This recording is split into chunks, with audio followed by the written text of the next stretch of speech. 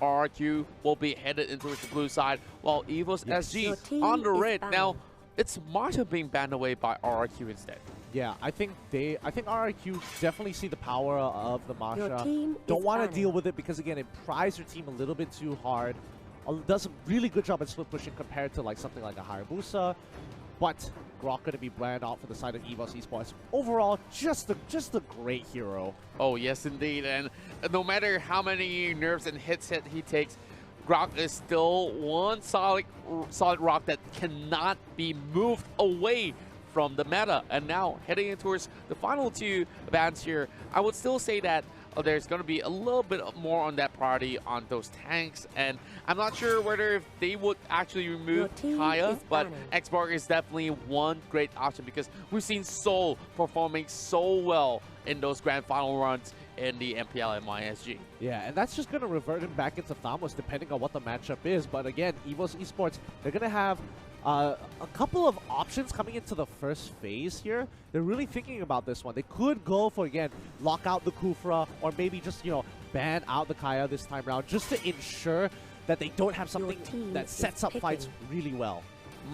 Now, heading in towards that first pickup here, I do believe that RRQ will definitely have a lot of all these sort of great pickups here, and it will still be the Kaya as that priority. And what do you feel like both teams have been prioritizing on this sort of pickup? Of course, we talk about Divine Judgment, but other than that, I feel Kaya, of course, if she cannot get those great pickups in these early stages, then it will be pretty tough in towards the late game when all these items will be stacked against Kaya. Agreed. I definitely agree here. I think it's going to be high loss and maybe even arguably Cho just to kind of flex out the pick. Tough to say, but yeah, I do agree with you that she does kind of it is a little lackluster in comparison to like the strong. I wouldn't say the strongest, but I would say very versatile Cho. She is one-dimensional, goes in, locks somebody, pulls them out, that sort of thing. But again, I think it's tough to say. Ooh, instead of Cho, they're actually going for the Akai. It looks like they want to have a playmaker and a dedicated tank. That's right, and of course, the previous game we've already seen high loss being banned away, and this time around, once it's being left open, they take any chances that they can get. So, two really solid frontliners already being secured. Now, RRQ's response, what are they going to go for? I don't really think that things like Mentor will even be in the picture because how easily it could be pushed away by the Hurricane Dance. Maybe something like, I don't know, a support like Diggy would be pretty much great, but instead, they're still prioritizing on that Kimmy pickup. So RRQ will still have a couple of seconds to think about, and they steal the Tamas away from EVOS SG. He's not going to have I mean, Soul's not going to have a lot of options to play left, and that might force him into going into Hayabusa, which isn't too great because for the first 6 minutes of the game, you're just going to get oppressed by Thamos for the most part. Oh, yes. I would say that this is definitely going to be a huge challenge for EVOS Esports, and we're looking at Ace here, trying to close things off. Should he even go in for that marksman pickup here? Because previously we've seen that Granger pick, and it was dealing with, of course, the Kimmy as well. But Kimmy has definitely had a lot more impact. But this bottom pickup is definitely something that's pretty much piqued my interest here because that will possibly negate certain picks like Esmeralda to come into play. Yeah. I mean, oh man, Badang is really interesting. He's in a really interesting place because he scales obnoxiously well now with his current item build. They fixed him and put him in a weird place where he kind of does a lot of things, but it's all solely dependent on how much of a lead he gets into the early game. Because again, he needs 2 items before he really pops off, and before then, his ultimate isn't going to be enough to one-shot somebody, but it's going to get real close. That's right, the Frisk Crack will possibly deal that sort of on-hit effect as well. So that's definitely something to actually look after if they were to actually commit in towards that sort of fight. So heading in towards mid to late game, that's where EVO Singapore definitely shines. But now, going in towards the very final band here, I'm not too sure what should they actually take out from RRQ side, but they will opt to actually remove Lolita as well. That sort of core tank still left available. Yep. More importantly, setting up for the Jaguar perfectly. Oh man, totally forgot about that as well. So Of course, it doesn't make sense for EVOS to still go in for that Lolita as well. Like, they've already got so many melee pickups right there. So if they were to actually take up more ranges, definitely would be perfect. Now, RRQ's turn for that fiery final 2 picks to complete the matchup. And I don't know, the boys from EVOS SG are looking a little bit more tense than usual. Yeah, I don't know whether it's just, you know, jet lag or whether they're just like, nervous to be playing so early in the day, but pretty sure there's no jet lag though, because we play on that sort of same time zone. I'm trying to give him an out here. I'm trying to give him an out. Oh, come on, man. All right, man. Let's cut him some slack in that sort of sense. But Baxia though, we're gonna see our very first Baxia in M1. So this is definitely gonna be pretty much exciting. Of course, there's gonna be the great sort of chase coming in from Tsuru, heading all over the map. And if he does get one good catch onto its members like the Chonger, then that will be definitely something that will be a great pickup for RRQ. Yeah, I mean, Baxia overall, that Tortoise Poissons is just a great ability. I kind of feel I'm kind of torn because it's like to me it's like a Johnson ultimate, except you have more angles to kind of engage. You can get a good back flank if you have the options, but overall I haven't been seeing Baxia perform over the moon here. It's not as good as Grok. It's not as game-changing as an Akai, and that's what really hurts me. I will definitely agree that it's not as great as Masha, is not as great as some of all these tanks such as the Grok, but now we're seeing, of course, the Granger being brought right in. So that will complete the entirety of the lineup of EVOS SG. Which one do you favor the most coming into its game 2? Tough to say. It really is tough because there's some great options coming in from RRQ to kind of play around the composition of EVOS SG here. But if I had to say, it really comes down to the supports here, because the supports are going to make a very big difference, especially with the Akai Hurricane Dance. He's going to be looking for those big engages. The Baxia as well as the Kaja, that's a tough combination to beat. I'm not going to lie. I'm leaning a little bit, just a little bit towards RRQ because they have a lot of options to get on top of the Chang'e. And it's really on Oh Dear Bambi to be in a better position in comparison to the supports from RRQ if they want to win this matchup. From my side, I do like the side of EVOS Singapore having a little bit more security hitting into its mid-game. Agreed, as compared to what they drafted back in Game 1. This is definitely a lot better than what we saw. At least they understand now that we need some of all these members to at least soak some damage. So they've got that crossed out on those checkbox. Yes. And now bringing back that Chang'e pick that they did pull out in those grand finals back in MYSG. So this is one of that sort of a pocket pick strat that they do have coming in towards M1. Well, I mean, it was like a pocket pick strat, and then it just became meta. Now everybody is just like, all right, I'll just have Chang'e in the back of my mind, but let's go into game 2. This is between Rex Regum Gion against EVOS SG Game 2. That's right, and if you haven't got yourself the tickets to MLBB M1 World Championship, it's happening on the weekends here in Asiat Arena, so make sure you guys grab it real quick with the promo codes being provided. Now, we're starting off with a 2 versus 2 over in mid lane. Of course, topside, we're going to see a little bit of that tussle between Tsuru, Ace, as well as Potato. They're already on the prowl, already dealing quite a chunk of damage, but this shouldn't be too much of a problem for them to actually face off with. So, of course, we're seeing a little bit of Revitalize for Liam here. So, what do you feel about Revitalize on Baxia? Great spell. Absolutely great spell. But it also allows Baxia to kind of hold on his own when he goes for an engage and the team isn't able to follow up like exactly on time here. But I think overall, it's pretty smart what both teams did right now.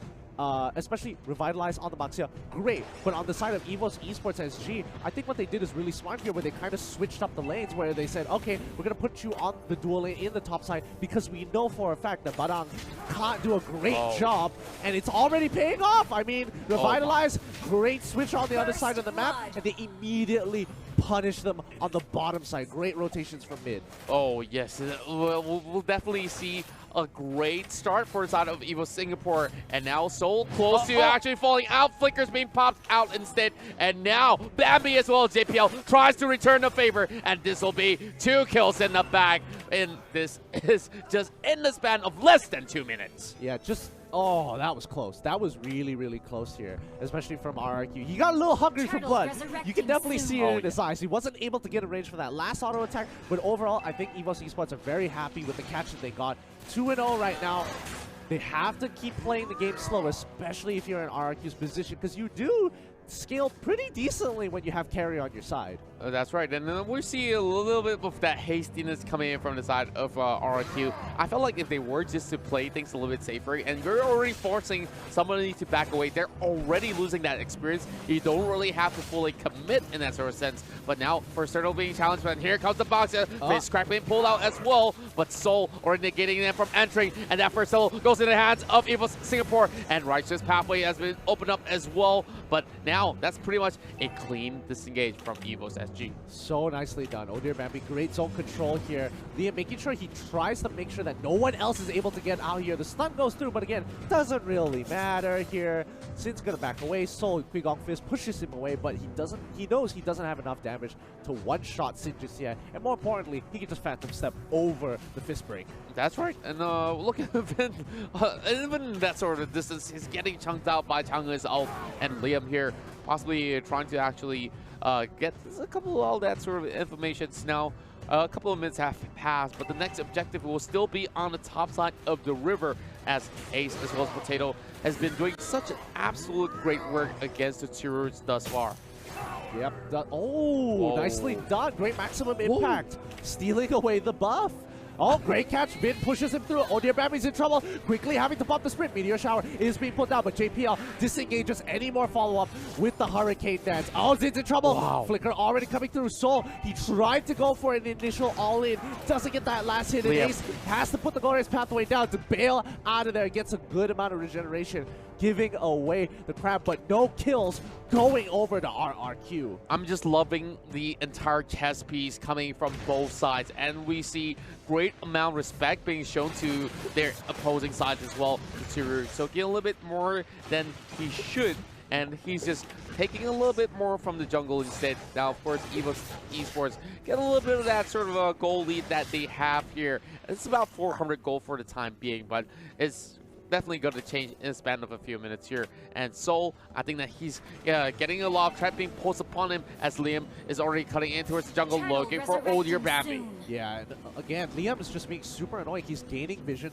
and he's pretty much unstoppable for the most part, but he's not really engaging on anybody. He's gathering information, telling his team, oh, this is where the movements of the enemy are, this is what they're currently doing, making sure they know exactly where EVOS SG is at all times. That's right.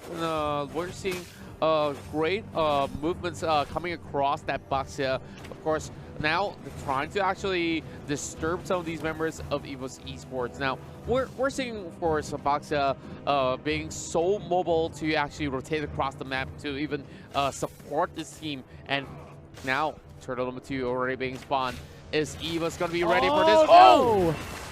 Ooh, locking him down. I mean, the double ultimate was a bit of an overkill, but you know, you want to make sure you secure it. Oh, Potato's in trouble. He gets caught out here, and Liam just ensures his death, cutting off his exits completely, as the rest of EVOS Esports are just a second tad bit behind. That's right, and for members on the top side here, let's have a look into it. It's a quick replay on how they managed to set this one up. And of course, we see Ace here opening up that Righteous Pathway a little bit way too late to actually join in the party as well.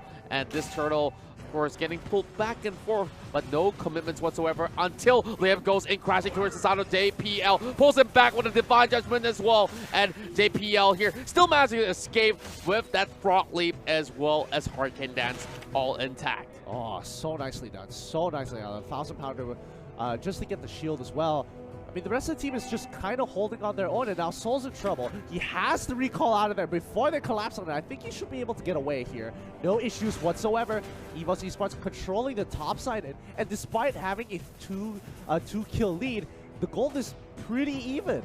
Yes, we see both sides stalling it out for a little bit more, and members of RRQ here, of course, trying to poke as much as they can, trying to force away EVOS SG. In terms of itemization, we've already seen one Bloodlust Axe for the side of Tamas, as we see Jiao PL already locking Sin on the wall. But here comes the follow-on coming a little bit too late, though. Soul almost getting a catch, but that Meteor Shower will be able to connect, and my oh my, ODR Bambi gets one kill. Yeah, they are going to continue forward as they push through. Vin gets an initial catch, but again, not the priority target. Good disengage. They lock him down with the law in order, but the rest of the team is going to pull back. Oh my goodness me. It's Soul coming in with the Frizz Cracker as well. Almost here now. Jago in the back and WPL going in with the flicker. But that's a huge blunder that we're seeing here. 3 members are low, but that should not even be made possible. Of course, EVOS Esports still looking for a dive, but there's no minutes going in. So this means that they can take the next best option, which will be the turtle. Yep, great punishment. They're going to wait for the next wave. They have Badong on the side lane, but let's look at the replay here because it was looking like, oh my goodness, what is going on? And all of a sudden, ODR Bambi comes through. He gets his ultimate again and just completely cuts off the lane. It's like, yeah, I'm not going to let you walk back to your turret. I'm going to chunk you out completely with just the Meteor Shower.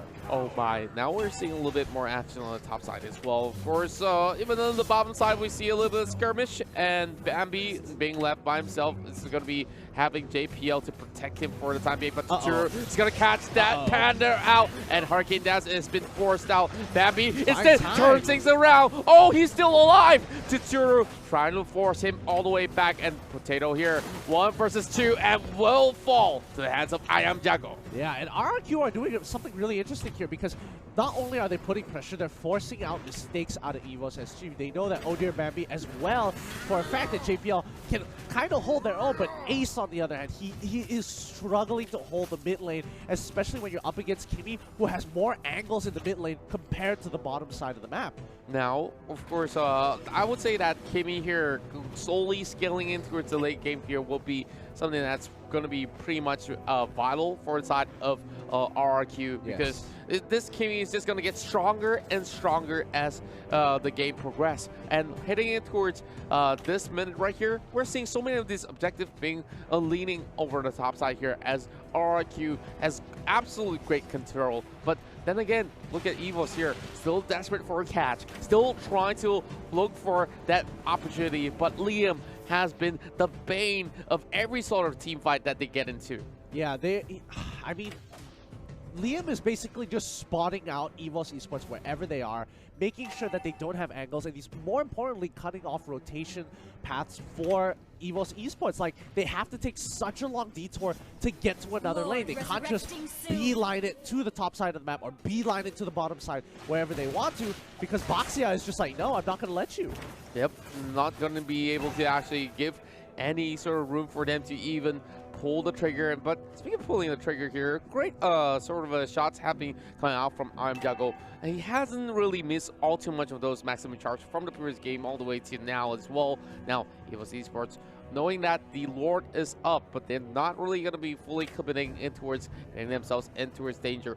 Jiao also trying to set up a little bit of that sort of a camp, as we see a golden staff have been purchased by the Badang. That's a huge buy. That means he has a lot of damage in store. He just needs an opportunity to get to that backline. I think he should be able to one-shot carry here. Oh, Liam takes quite a bit of damage. Meteor Shower on the opposite side, trying to zone out the two main the two playmakers as well as the carry. Wow. Now, I'm seeing a lot of all these turrets slowly falling off for the side of EVOS SG, and they don't really seem to be responding all too well, but they are sticking as a unit over the mid side here. And we see Ace being a really vital member to actually keep members of EVOS SG well in life in those team fights. Meteor Shower has been expended, trying to take down Liam. Not really going to be having all too much of the room to actually step further in towards the jungle, as Liam will be forcing them to back away as well. Yeah, and what used to be EVOS Esports having a good lead, RRQ have actually caught back up and surpassed them in gold. And this is kind of surprising because I would have expected by now EVOS SG would still be in the lead, even if it's by a little bit here. Oh, I would say that it's definitely not too high of a surprise, because they managed to secure the turtles and taking even more objectives than EVOS. So that means even more gold being funneled into the hands of RRQ, but Ace knows what's up. The Lord has been taken down to 50%, and EVOS, if they really want this Lord, they really gotta make a move. And now here comes the team fight as well, forcing it on the tour. But Liam in the middle of it all, it won't be. Rice is going to open up. PL opens up the Hurricane Dance, but will force them away. But Liam somehow is still alive. Then be forcing out the meteor shower as well. But none of these members of RRQ can even be bothered about that as they take down yet another tower. RRQ is just so smart. Like, Liam is able to tank so much with the Revitalize. He's holding back 4 members from the enemy team. And now they're going to go for another rotation. Oh, they already popped the Meteor Shower. They get the first initial kill, finally getting rid of the box. He doesn't have Revitalize to kind of power through the damage.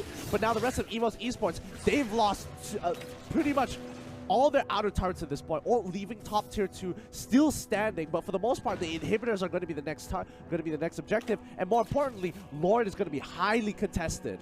And we see the carry was attempting on the Lord for a little bit in the sort of early game, but now it's going to be a little bit of that push and pull between EVOS as well as RRQ. Now they're taking it pretty low. Are they actually forcing this one out? The Lord not getting up in the air. The Tour goes with the Chris Cack, and my goodness me, EVOS are getting pummeled down, and Sin going for the chase as well. There's still all 5 members left in 10. Maximum charge over on Potato as well as JPL, almost heading out of the game. But now this is the best opportunity for RRQ to close things out.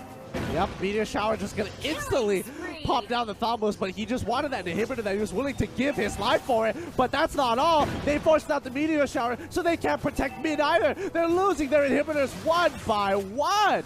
I just love the macro game coming from RRQ. Look at how well they just control every single lane, and they knew what to do. They don't really care whether they have the Lord or not, but they know if they do force the fight, they will get the advantage that they are looking for. Of course, we're going to see a little bit of that sort of replay, of course, brought to you by U-Mobile. Yeah, oh my gosh. Just the Lord fight in general, it was looking so good until they realized that their priority target, Jungle, didn't get caught into that fist crack. He uses the chemical refinement, gets out of there, and just chunks out the rest of the team. Yeah, it's going to be pretty much difficult for even EVOS to actually come back into the game, only having 1 tower as well as the Lord already marching in. Bambi being forced to use the Meteor Shower to even take down the health. But RRQ, of course, still needs those minions to come right in. Now, JPL, though he is that tanky archetype, but he's still level 12. He couldn't possibly do all too much, especially when you have too many of these members in the front line with that flicker as well as Divine Judgment, pulling them back as well. That's the first kill, as well as the killing spree for Vin. But now look at the Tour go. Oh, that's a big blow. And instead of getting those kills, they want to secure the game. And game 2 will also be in the hands of RRQ 2 in a row. What a strong performance coming in from RRQ there. Like, honestly, what is there left to say? The early game was going pretty good for EVOS. A couple of pickoffs here and there, and it was like, oh, that's great. This is looking good. They're coming back to form, and all of a sudden, RRQ play from behind, and that shows a lot of experience from the team on how to actually deal with EVOS Esports, even when they are just slightly behind. That's right, and I think some of these hiccups actually were caused by that sort of a team fight that they had in those objectives, such as the turtle fight as well as that Lord fight, where we saw that was the final nail to the coffin right there for game 2, of course, but there's still chance in game 3. Now, let's have a look in towards the post-match results as we see, of course, Bambi dealing a whole lot of damage, but that was not enough to bring them that sort of game. But Jago this time around will be the MVP for the matchup. Yeah. Honestly, even though Jago is the MVP, you kind of have to give it to Liam there. He has done a lot of work for the team, and that's it's really interesting because what RRQ did differently, and you don't see in a lot of teams, especially from different regions, they played a very positional macro game.